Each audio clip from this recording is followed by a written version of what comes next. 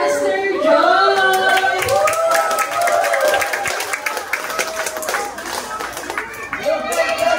Yay! Ilang message po from... Sige po, makakapuro tayo. Gusto kong pasalamat sa inyo lahat. Sa pananatiling. Alam ko, iba sa inyo senior. Pag senior po, alas 2 ko.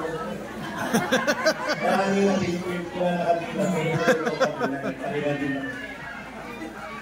Gusto ko lang sana nakakipag-communicate sa inyo. Lalo tayo. Ang pinakamasayang sinusundan ng buhay ko, siguro ngayon, wala akong pinanganak ako. Wala naman ganito na eh. Nung nag-50 ako, surprise yun, kaya okay lang.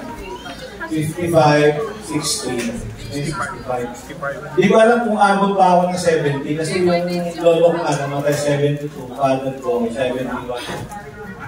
So, nabunin ako ng 70. Salamat sa Panginoon. Pag-80 ako, hindi ko na makikita si brother si brother ko din. Sorry. Ako na lang maglilibig sa kanila kung hindi ko naman another 15 years. Pero ito lang hiling ko sa inyo, wala naman ako ibang regalo eh. Totoo, yung pamilya hirap sila na usapin ako lang sila na nag-orchestrate dito, kaya salamat sa kanila sa mga ang gusto ko lang talaga na regalo nyo sa akin. Mula ngayon hanggang November 20, may katabi kayong bisita ninyo na kaya nyo sa Panginoon. Magdala po kayo dito ng bisita na hindi pa nakakilala sa Panginoon. Masayang masaya. Kasi sa totoo lang, maraming pang tayong upuan pa. Dito sa taas, binilang ko kanina. Meron pang 10. Halos tulong na eh. Meron may 10 pang hindi na upuan. Dito naman sa baba, nasa 16 pang upuan ang hindi na upuan. Bakit nandiyan yung mga upuan na yan na walang makaupo? Ibig sabihin, kailangan gawin natin yung assignment natin na magdala ng mahal sa buhay, kamag-anak o kaibigan. Tapos, bahala na yung membership department na mag-estima sa kanila kasi ang gusto natin gawin pag may bisita. Pakainin sila, tapos hindi natin para hindi nila makalimutan kung nandalo sa dito. Diba? Kaya ba natin yun? Amen. Yun na lang ang pa-birthday sa inyo. Baka ako ay namatay, hindi ko kayo dadalawin.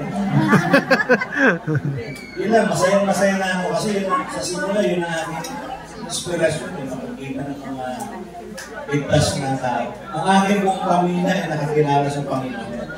Mga kamag-anak ko nakakilala sa Panginoon, mga pinsan ko nag-pastor sila. Lahat ng kapatid ko lalaki nag-pastor sila. So, walang dahilan na hindi natin kayakan ng ating mga mahal sa buhay, kamag-anak at mga kaibigan. Amen?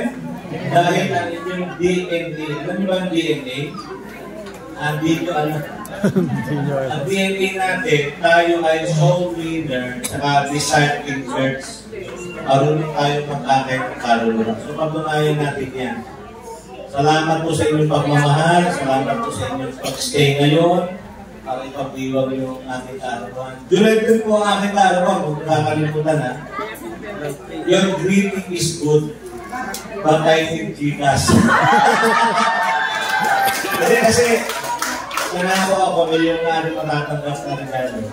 Ipapadala ko dun sa Visayas, yung CPK Visayas, sa Capiz, para makapag-umpisa.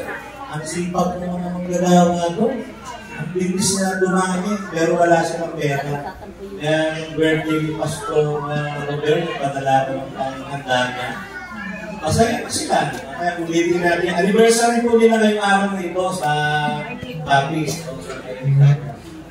So, supportahan ko natin sila. Naniniwala ko na papalaan tayo ng gusto natin. Dalabakan natin ang Panginoon.